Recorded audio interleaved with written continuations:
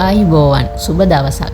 ඉතින් මම අද ඔයාලට අරගෙන ආවේ ජූලි මාසයේ මකර ලග්න හිමියන්ට ඇතිවන සුබ සහ අසුබ ප්‍රතිඵලවල සම්පූර්ණ විස්තරයක්. ඉතින් මේ මාසයේ ග්‍රහ පිහිටීම අනුව ඔබේ ලග්නාධිපති ග්‍රහයාගේ ගෝචර ගමන ඔබට ශක්තියක් ගෙනෙන අතර රාහු සහ කේතුගේ ගෝචර ගමන මූල්‍යම සහ මානසික තත්ත්වයන්ට ඍජුවම බලපෑම් එල්ල කරන කාලයක්. ඉතින් දැන් ඔබට තිරේ දිස්වන්නේ මේ මාසයේ මකර ලග්න හිමියන්ගේ ග්‍රහ ගෝචර ගමන. මේ මාසයේ ඔබගේ ලග්නාධිපති ශනි 3 වෙනි වන වික්‍රමස්ථානයේ ගමන් කරන අතර කුජ ග්‍රහයා 5 වෙනියේ ගමන් කරනවා.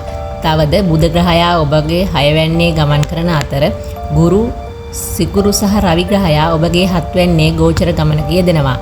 රාහු ග්‍රහයා 2 වෙනියේත් කේතු ග්‍රහයා 8 වෙනියේත් ගමන් කරමින් ඔබට මේ මාසයේ මිශ්‍ර ඵල නිර්මාණය කරනවා. දැන් අපි බලමු ග්‍රහ පීඨීම අනුව ඔබට ලැබෙන සුබ ප්‍රතිඵල මොනවද කියලා. ශනි 3 වෙනියේ සිටීම නිසා ඔබේ ධෛර්යය ඉහළ යනවා.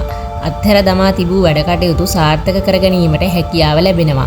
ඒ වගේම බුධගේ බලපෑම නිසා රැකියා ශාස්ත්‍රයේ දියුණුවක් සහ නව sannivedana අවස්ථා උදා වෙනවා.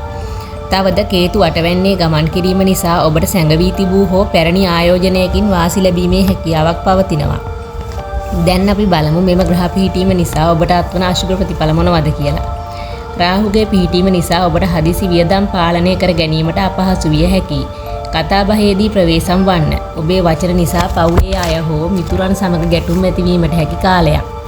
කේතුගේ බලපෑම නිසා හදිසි බියක්, සැකයක් හෝ මානසික පීඩනයක් ඇතිවීමට පුළුවන් වගේම රහස් සම්බන්ධතා හෝ රහස් ගැටලු පිළිබඳ ප්‍රවේශම් විය යුතු කාලයක්.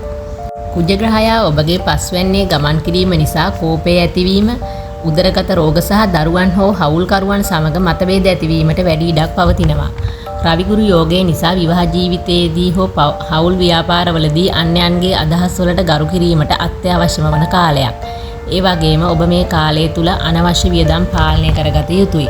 ආර්ථික තීරණ ගැනීමේදී ඉතා හොඳින් සිතා බලා කටයුතු කරන්න.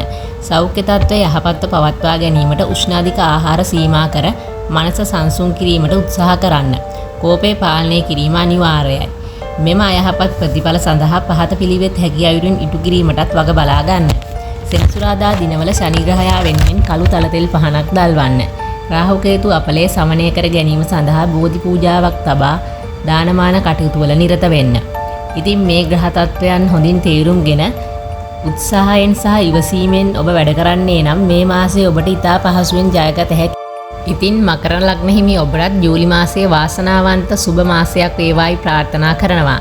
ඔබට මේ පලාපල ප්‍රයෝජනවත් වුණා නම් මේ තවත් කෙනෙකුට ෂෙයා කරන්න අමතක කරන්න එපා. ඉතින් මගේ නාලිකාව සබ්ස්ක්‍රයිබ් කරලා ඉදිරි පලාපල දැන ගැනීම සඳහා එකතු වෙන්න. නැවතත් කුම්භ ලග්නයේ මේ මාසයේ පලාපල සමගින් හමු වෙමු. ඔබ සැමට තෙරුවන් සරණයි.